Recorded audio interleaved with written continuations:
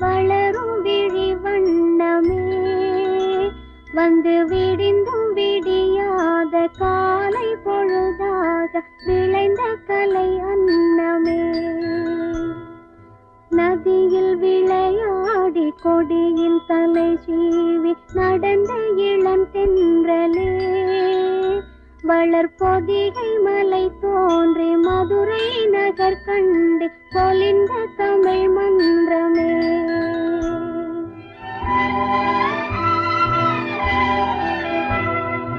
மலர்ந்து மலராத பாதி மலர் போல வளரும் விழி வண்ணமே வந்து விடிந்தும் விடியாத காலை பொழுதாக விளைந்த கலை அன்னமே நதியில்